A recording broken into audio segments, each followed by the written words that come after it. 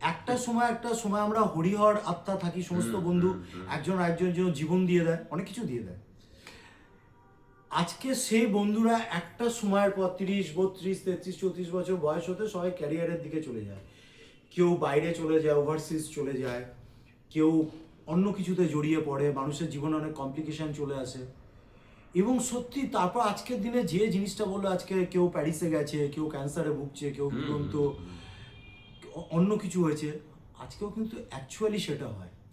তা এই গান থেকে আমি বলবো যে আচ্ছা, তোর যে মাঝখানে যে বাংলা রোমান্টিক গান যেগুলো হতো প্রচন্ড, যেগুলো হিট আজকে যেমন অনুসন্ধানের গান, ডুয়েট গান যেগুলো, কিছু তো তোলা আছে কি? তোলা আছে, তবে গাওয়া কম হয় তো। যদি ওই আমার ছোট ছোট যে বোনগুলো আছে, আলাদা করে নাম নিচ্ছি না, যারা আমার সঙ্গে মাঝে মাঝে প্রোগ্রাম করে, না অবভিয়াসলি এগুলো ডুয়েট গান, তো সেই তাদের সঙ্গে করাটা অত সহজ নয়। তো ওই গানটা কোথায় গেল যেন, গানটা আরে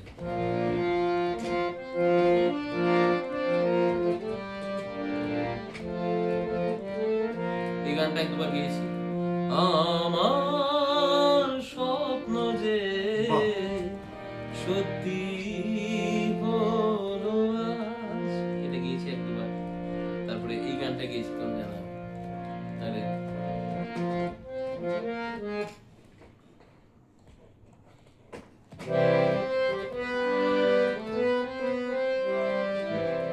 আমার স্বপ্ন জিও চিরদিনের সাথী, তুমি সূর্য ওঠা ভোর আমার তারায় ভরা রাতে, আমার স্বপ্ন তুমি চিরদিনের সাথী। এইরকম একটা দুটো গান মাঝে মাঝে গায় কিশোর কুমারের সঙ্গে অন্য কোনো শিল্পীর ডুয়েট। তারপরে ওই যে কি জানো,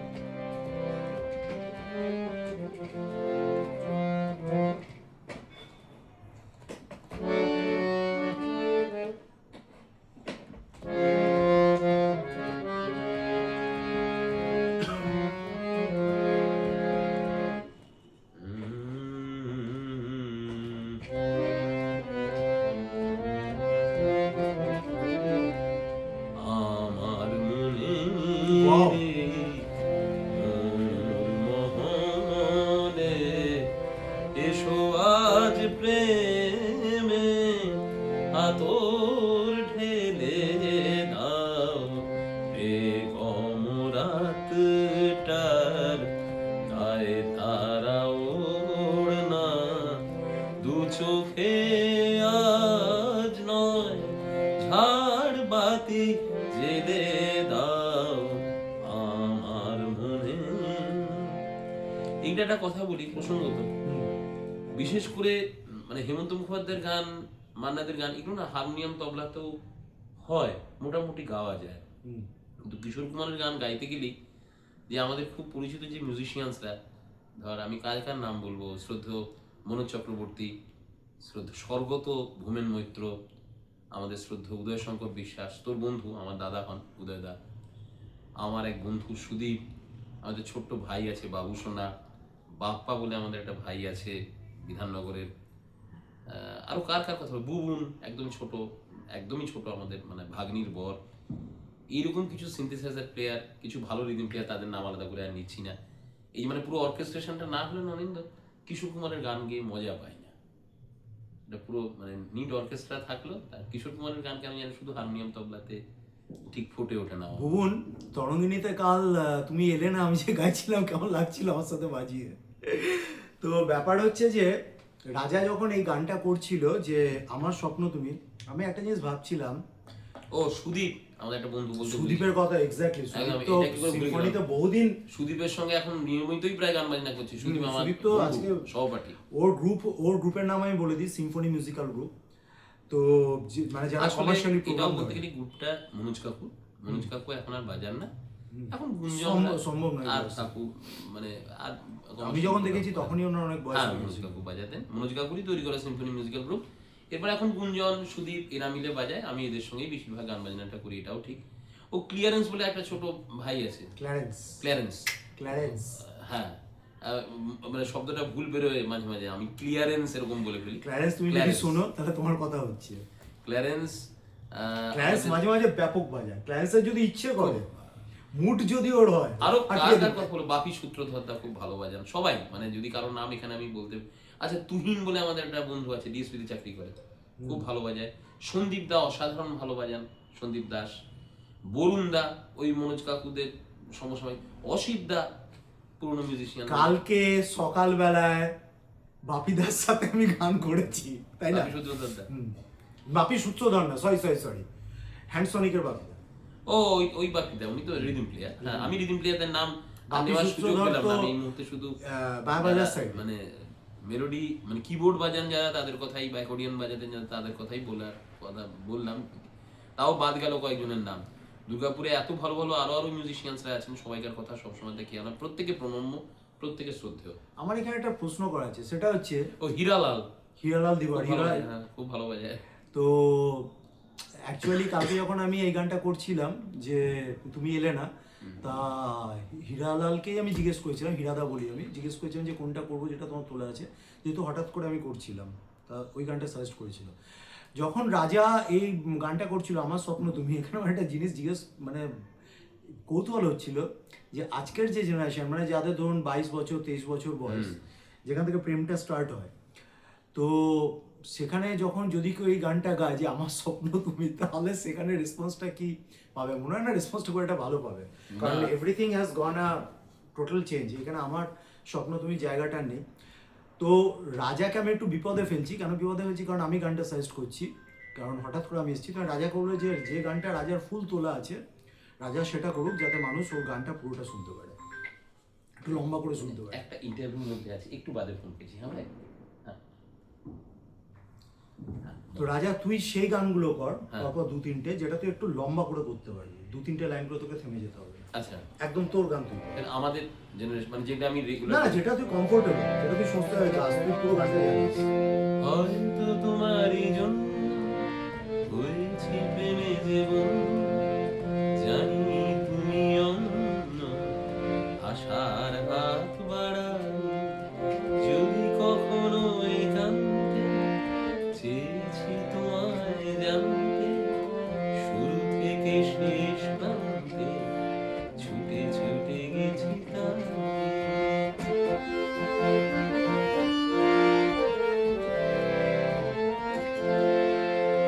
আমি যে নিজেই মত্ত, জানি না তোমার শর্ত, আমি যে নিজেই মত্ত, জানি না তোমার শর্ত, যদি বা ঘটে অনর্থ, তবুও তোমারে চাই, হয়তো তোমারই জন্য হয়েছে প্রেমে জীবন, জানি তুমি অনন্য, আশার হাত বাড়াই। এই গানের মানেটা আজকেও কিন্তু সমানই একই রয়েছে, এই গানের মানে চেঞ্জ হয়নি। নেক্সট গান, আরেকটা ব্যাপারে আনন্দ, যেটা বলতে চাইছিলাম, জোরে বল। আমার স্বপ্ন তুমি, Yes. যেটা এই গান হয়তো ইয়ং জেনারেশন পুরোপুরি মানে সবাই শোনেনি, কিন্তু যদি শোনে না, ধরো আমার ছেলেটা সমস্ত কিশোর কুমারের গান, মানাদের গান সে শোনেনি, কিন্তু যখন শোনে, যদি কখনো ধরো আমি একটা কোনো গান শুনি, বাহ বাবা এই গানটা তো তোমার কাছে আগে কখনো শুনিনি, কিন্তু দারুণ গান বাবা, ভীষণ রোমান্টিক গান, মানে ওই সময়কার সুর, ওই সময়কার কথা কিন্তু আধুনিক প্রজন্মকে আকৃষ্ট করে, কিন্তু তারা শোনার সুযোগও পায় না, বা তাদেরকে শোনানোও হয় না। তারা রক প্রজন্মের মানুষ বলে রক গানই বেশি তারা মানে শোনানোও হয়, তারা শোনো, এটা একটা ব্যাপার কিন্তু আছে। রাজা যে কথাটা বললো এটার সঙ্গে আমি ফুললি এগ্রি করি। একটা গান তোমাদের নিশ্চয়ই মনে আছে, আমি যে জলসাঘরে, সোনু নিগম যখন এটা গেয়েছিল, হিউজলি পপুলার হয়ে গেল, মানে গানটা আবার রিবার্থ হলো, নতুন করে আবার জন্ম হয়ে গেল। অথচ ওই গানটা যখন অ্যাকচুয়ালি করেছে মান্না দে, তো ওই গানটাই কিন্তু সোনু নিগম গাইলো, কিন্তু সোনু নিগম যখন গাইলো, যেহেতু সোনু নিগম এখনকার, তখন সবাই জানতে পারলো আরে এই গানটাও ছিল, এই গানটা দু লাইন হবে। আমি যে জলসাঘরে মেলোয়ারি ছাড়া, যে জলসাঘরে নিশি ফুরালে কেহ চায় না আমায়, জানি গো নিশি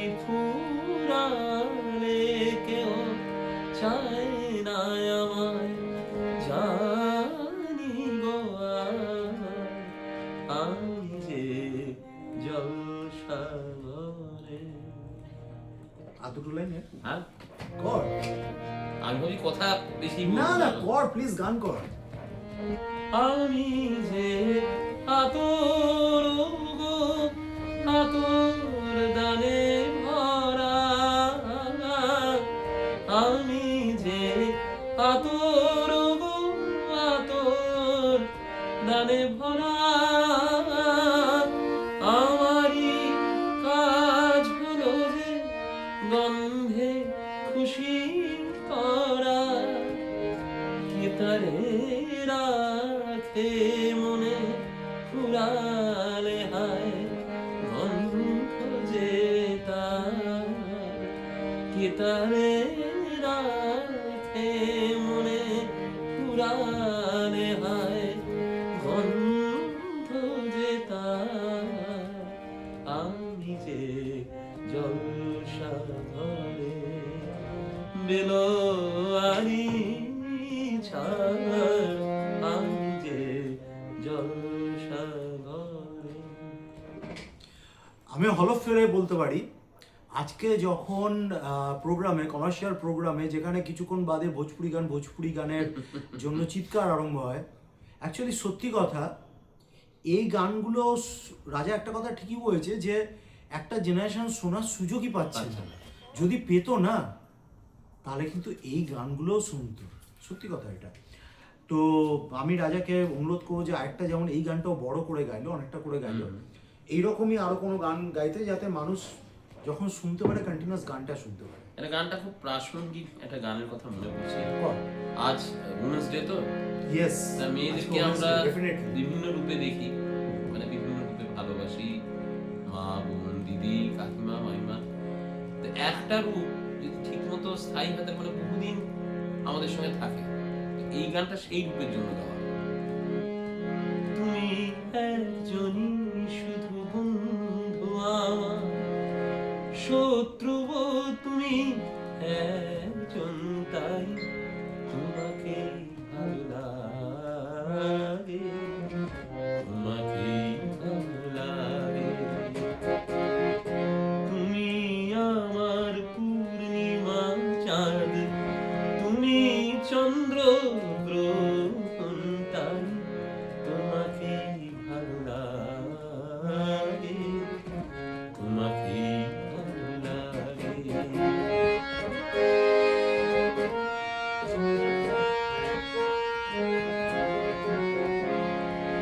ওই দুটি হাত যেমন আমায় টেনে নিয়ে যায় মরণে, তেমনি আবার ও হাত ধরেই ফিরে আসি আমি জীবনে। ওই দুটি হাত যেমন আমায় টেনে নিয়ে যায় মরণে, তেমনি আবার ও হাত ধরে ফিরে আসি আমি জীবনে। যে সাপের মনি দেয় গো আলো, যে সাপের মনি দেয় গো আলো, সেই যে করে দংশন হয়, তোমাকে ভালো লাগে, তোমাকে ভালো লাগে, তুমি একজনই শুধু বন্ধু আমার, শত্রু তুমি একজন, তাই তোমাকে ভালো লাগে, তোমাকে ভালো লাগে। রাজার একটা খুব মজার জিনিস আমি দেখেছি, যেটা আমি কম মিউজিশিয়ানদের মধ্যে দেখেছি, মিউজিশিয়ান না আর কি, যারা প্রোগ্রাম হ্যান্ডলিং করে, সেটা হচ্ছে রাজা আর্টিস্টদের ব্রডলি, মহিলা আর্টিস্টদের, ফিমেল আর্টিস্টদের ব্রডলি দুটো ক্যাটাগরিতে ফেলে দেয়, এক হচ্ছে বোন, এক হচ্ছে দিদি, এবং এটাও কনসিস্টেন্টলি মেনটেন করে। যেখানে কথাটা কেউ শুনতেই চায় না, মানে অন্য কেউ হলে কথাটা কেউ শুনতেই চায় না, সেখানে কিন্তু রাজা স্ট্রেট অ্যাবে এই বলে ডাকতে আরম্ভ করে। তো তুই এই যে জিনিসটা, এটা কি কোনো ঘটনার পরে তুই ডিসিশনটা নিয়েছিস কোনো একদিন, না তোর মধ্যে ন্যাচারালি না, আসছে? এটা প্রথম কারণ হচ্ছে যে মানে আমি ছোটবেলা থেকে এটা বিশ্বাস করি যে যারা আমাদের সঙ্গে গান বাজনা করেন, এটা তো একটা কাজ আমাদের কলিগের মতো, মানে একটা ঘরের মতো ব্যাপারটা, ঠিক আছে? এটা আমার কনসেপ্ট অবশ্যই, একদম একদম একদম। তো আমরা ঘরে যখন ধর একটা ঘরের মধ্যে মেলামেশা করি, পুরুষ না আমরা সবাই ভাই বোনের মধ্যে তো মেলামেশা করি, মানে সেইখানে বিশেষ কারোর প্রতি প্রাধান্য দেওয়া বা বিশেষ কাউকে ভালোবাসা, বিশেষ আমি মহিলাদের ক্ষেত্রেই বলছি, কোনো মহিলার প্রতি একটু বেশি প্রাধান্য দেওয়া, বিশেষ প্রাধান্য দেওয়া, তার প্রতি একটু দুর্বল হয়ে পড়া, তাকে নিয়ে একটু বেশি, আমি কথার কথা বলছি, ঘুরতে যাওয়া, তাকে একটু বেশি ধর মানে সোজা কথা বোঝাই যাচ্ছে যে মাখামাখি করা, যেটা এই জিনিসটা হওয়ার চান্স 90%। এটা যদি করি না, তাহলে শিল্পটা অনেক ক্ষেত্রে নষ্ট হয়। আমি মনে করি যে আমি যখন গান বাজনাটা করছি তখন শুধু গান বাজনাই সেখানে করছি, গান বাজনাটা আমি সিরিয়াসলি করব। সেই ক্ষেত্রে যারা আমার থেকে বয়সে একটুও বড় তারা দিদি, আর যারা আমার থেকে বয়সে ছোট তারা আমার বোন। আবার ছেলেদের ক্ষেত্রেও একই ব্যাপার, যারা আমার থেকে বয়সে বড় তুলনা, এবার কি শুধু দিদি বোন কেন, আরো আগে ভাই আমি কাকিমাদের সঙ্গেও গান গেয়েছি। আমি যখন খুব অল্প বয়সী তখন যে মহিলারা শিল্পীরা ছিলেন আমি তাদেরকে কাকিমার সম্বোধন করতাম।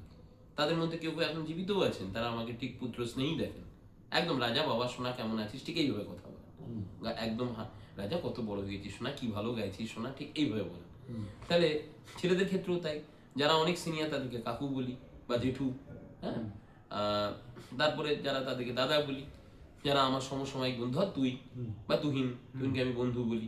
আবার যারা একটু ছোট, হ্যাঁ, আমাদের গুঞ্জন, তারপরে মনোজ, প্রসাদ, হ্যাঁ, তারপরে আরো আরো সমস্ত যারা আমার থেকে একটু ছোট তাদেরকে আমি ভাই সম্বোধন করি।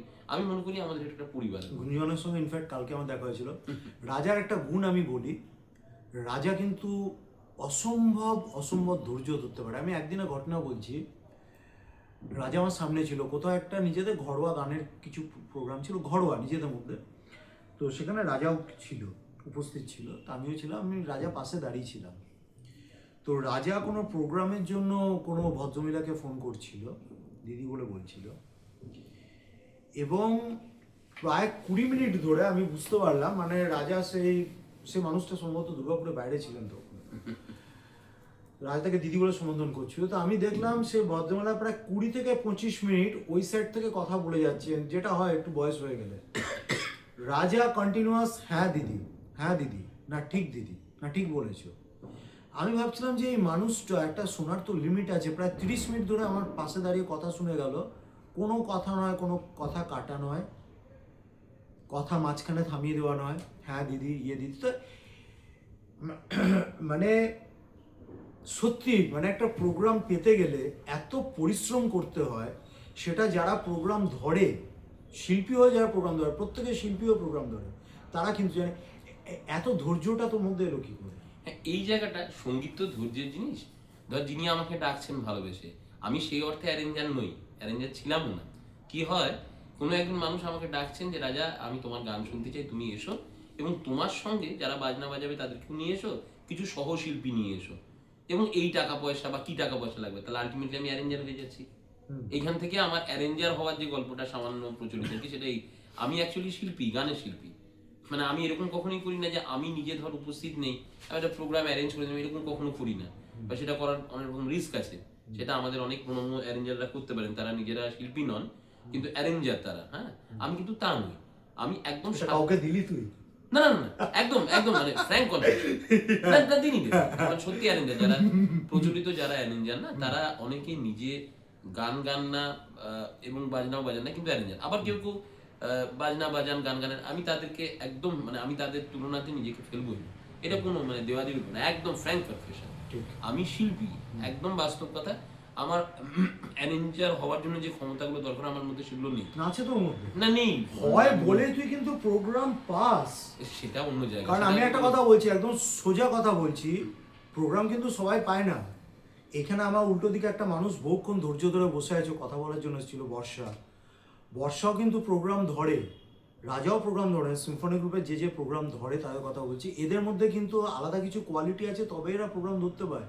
প্রোগ্রাম কিন্তু সবাই গিয়ে বললেই কেউ দিয়ে দেবে না প্লেটে সাজিয়ে। হ্যাঁ, এবার তুই বল। হ্যাঁ, যাই, আমার অ্যারেঞ্জার হওয়ার যেটুকু ব্যাপার সেটা হচ্ছে যে আমি শিল্পী, আমাকে কেউ যে বললাম রাজা তুমি গান গাইতে এসো, তোমার সঙ্গে কে কে বাজনা বাজাবে তাদেরকে নিয়ে এসো, এবং সহশিল্পী কিছুজনকে নিয়ে এসো, তাহলে আলটিমেটলি পুরো প্রোগ্রামটা আমার হয়ে যাচ্ছে, আমি অ্যারেঞ্জার হচ্ছি। এইবার এই জায়গাটা থেকে যদি আমি ধৈর্য না রাখি, ধর আমাকে রাজা তুমি গাইবে, তুমি এই ধরনের গান গাও, সে ধরনের গাইবে, আরেকজন কিন্তু আমার একজনকে চাই যিনি অবাঙালি হবেন, এবং অবাঙালিদের মতো করেই অবাঙালিদের গান গাইবেন। আমি তোকে বোঝাবার চেষ্টা করি, এরকম মানে বাংলা টানে গান বাংলা গাইলে গানে হবে চলবে না। না। আলো না দেখুন, মানে হিন্দি আমি গানটা তো হিন্দি এরকম- গানের আমার কাছে এরকম না রাজা, আরেকজনকে কিন্তু আমার একদম হিন্দি ভাষী হিন্দি গানের শিল্পী চাই। আচ্ছা দিদি ধরুন আমি যদি বাংলা, আমাদের বাঙালি শিল্পী, না রাজা আমি চাইছি না। তুমি দিদি শোনো না দিদি, এই মুহূর্তে হয়তো অবাঙালি শিল্পী পাচ্ছি না, তুমি একবার দেখো না একজন বাঙালি শিল্পী, তিনি দীর্ঘদিন বাইরে ছিলেন তাদের। আচ্ছা ঠিক আছে, তুমি বলছো রাজা। আচ্ছা এই ভালো গায়। ঘটনাটা ওইখান থেকে হয়েছিল। মানে এরকম হয় অনেক সময়, বোঝাতে হয় কিছু কিছু কথা এরকম যায়। আবার উল্টোটা হয়, রাজা এরকম বাংলা গানও গাইতে পারে এবং হিন্দি গানও গাইতে পারে, এরকম একজন মহিলা শিল্পী তোমার সঙ্গে তুমি নিয়ে এসো। আমি যদি বাংলা গানও ভালো গায়, হিন্দি গানও ভালো গায়, এরকম শিল্পীর সংখ্যা কম, নেই তা নয়।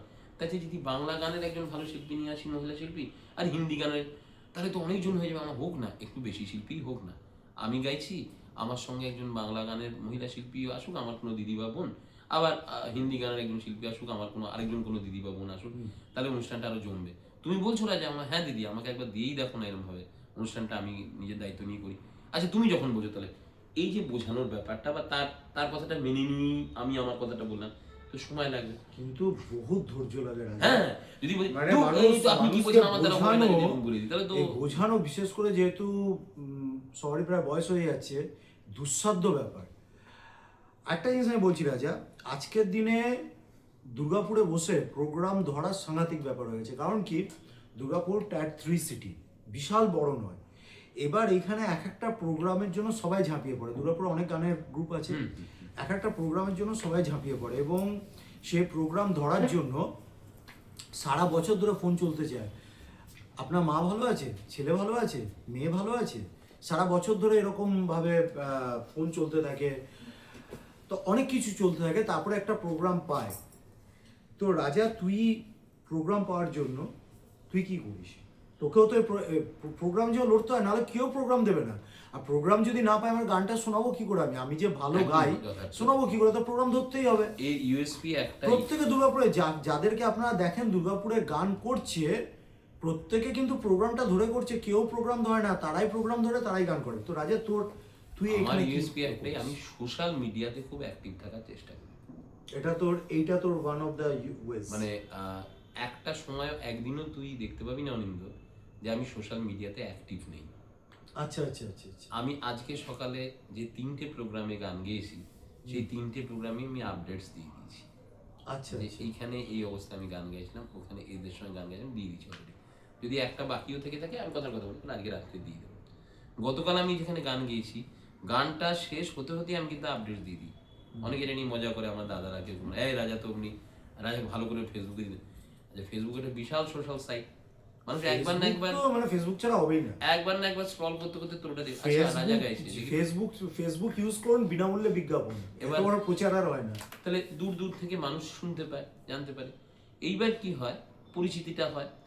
ছোটবেলা থেকে এখানেই মানুষ, এখানেই জন্মকর্ম, সব পরিচিতি হয়। স্কুলে যাদের সঙ্গে পরিচয়, তো পরিচিতি বিশাল।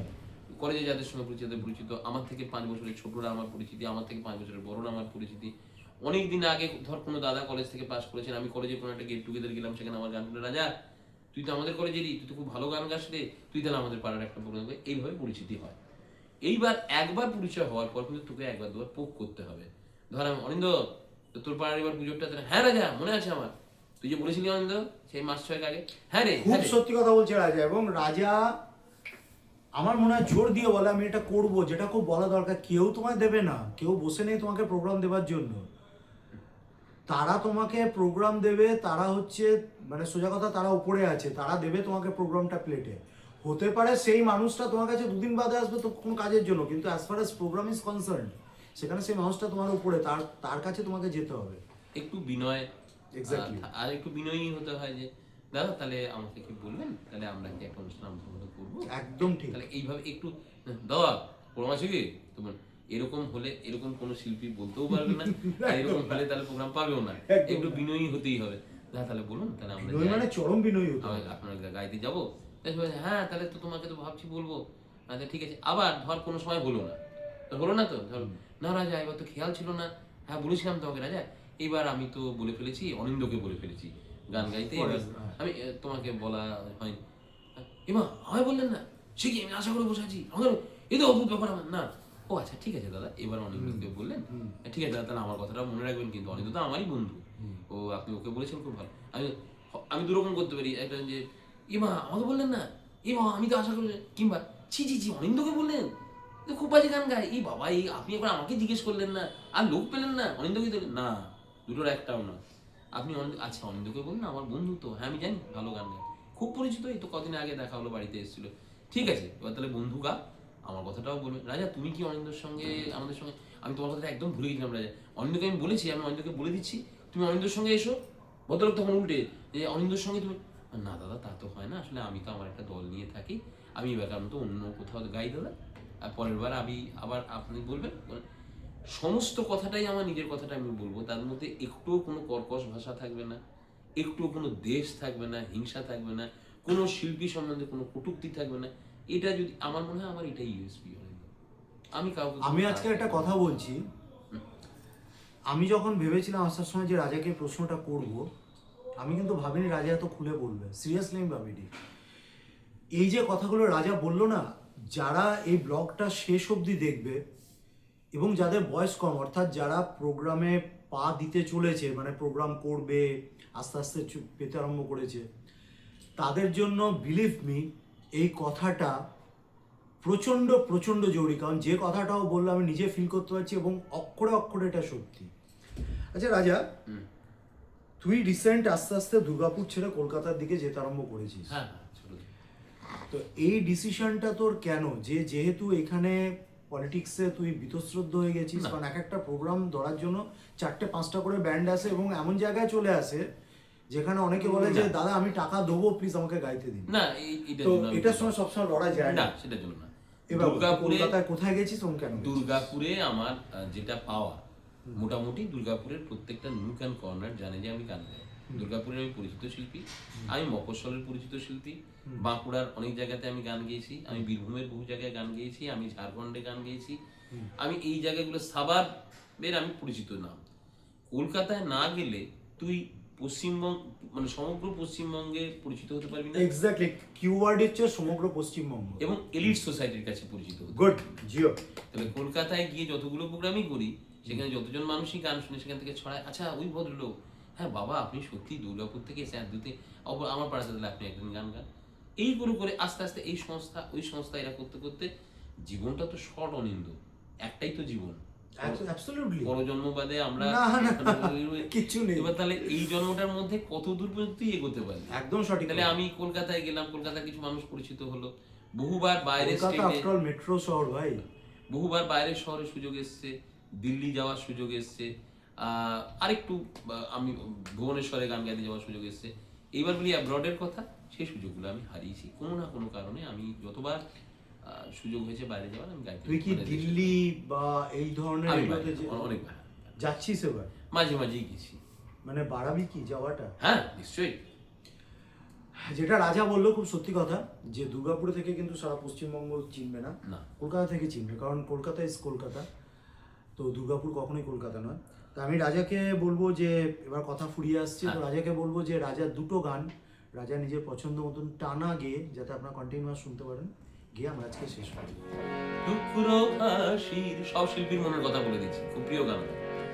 টুকরো হাসির তোল ফোয়ারা, জল চোখে সই জালি সারা, নকশি কথার বল ফোটা তোর, নকশি কথার বল ফোটা তোর, পাতলা ঠোঁটের কোণে কার দায় পড়েছে, খুঁজতে রে তোর দায় পড়েছে, খুঁজতে রে তোর মনের দুঃখ মনে।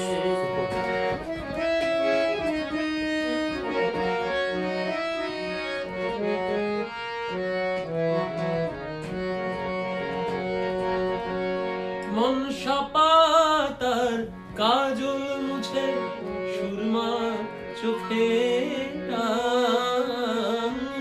মনসা পাতার কাজল মুছে সুরমা চোখে টান, সাঁঝের প্রদীপ নিভিয়ে জ্বালা, শখের বাতি দাও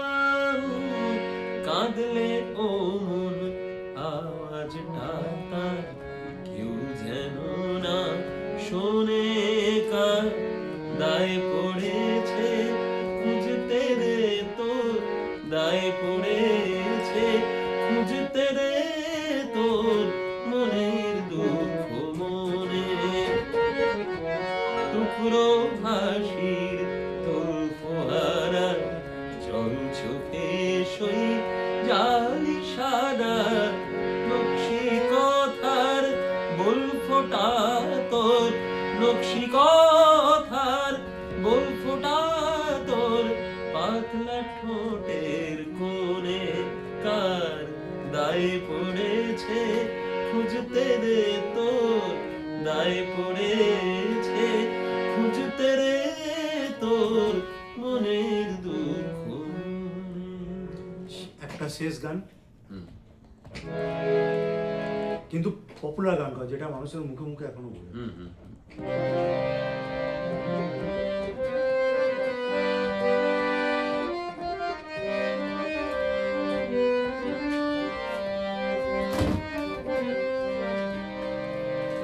আমার না যদি থাকে সুর তোমার আছে তুমি তা দেবে আমার গন্ধহারা ফুল তোমার কাছে সুরভি নেবে এরই নাম প্রেম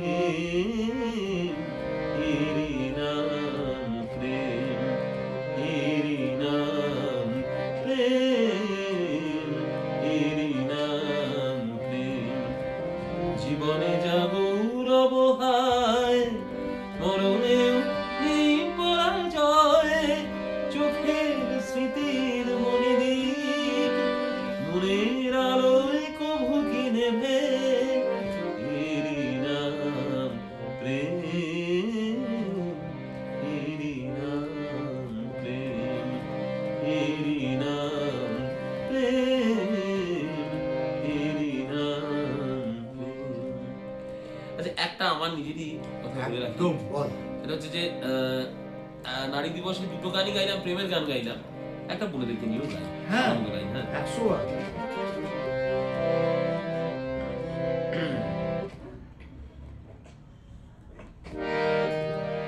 ভালো করে যখন সে কথা শেখেনি তখন থেকে সে গেয়ে যেত গান।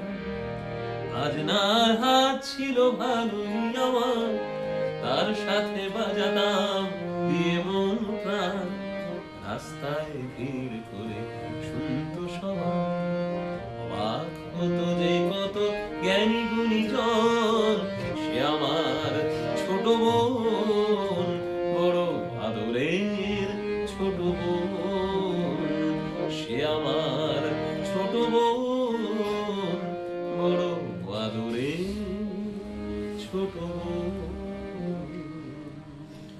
আমরা সবাই বলি যে বাঙালির সংস্কৃতি এই হচ্ছে ওই হচ্ছে। আজকে এই রকম মানুষ আছে যারা কিন্তু বাংলার সংস্কৃতিটাকে ধরে রেখেছে। আজকি রাত বা ভোজপুরি গানের মধ্যে এরকম মানুষ আছে যে আজকে এই গানগুলো গেয়ে চলেছে।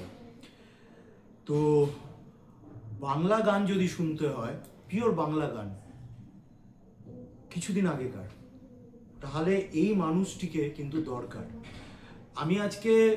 আমার আজকে শরীরটা খুব একটা ভালো নয়, তো আমি যখন আসছিলাম আমি হঠাৎ করে রাজাকে আজকে রিকোয়েস্ট করেছিলাম। যখন আসছিলাম আমি ভাবছিলাম যে কি বলবো কি করব, কারণ কিছু ঠিক করা থাকে না। বিশ্বাস করো আমি যা ভেবে এসেছিলাম তার থেকে 100 গুণ বেশি আমি পেলাম। এবং আমি খুব থ্যাঙ্কফুল আরেকজনের কাছে, বর্ষার কাছে। বর্ষা রাজার সঙ্গে কথা বলতে এসেছিল কোনো প্রোগ্রাম, তো সেখানে বর্ষাও আটকে গেল। এটার জন্য ধৈর্য ধরে এতক্ষণ বসে রইলো। একদম নিজের বোনের মতো একদম। তা আমি এটা রিকোয়েস্ট করবো, বর্ষার গান অন্য রকমের, তো আমি এটা একদিন আমি ওকে রিকোয়েস্ট করবো যে একদিন প্লিজ আমার সাথে একদিন একটা ব্লগ, একটা এপিসোড করো। তো আজকের মতো এখানে শেষ করছি। আশা করি যে এইরকম বাংলা গানের নিয়ে আরও একটা আমি এপিসোড আরও কোনোদিন আমি করতে পারবো, সেই রাজা বেটার প্রিপেয়ার্ড থাকবে। আজকের মতো এখানেই শেষ করছি। থ্যাংক ইউ, ভালো থাকবে।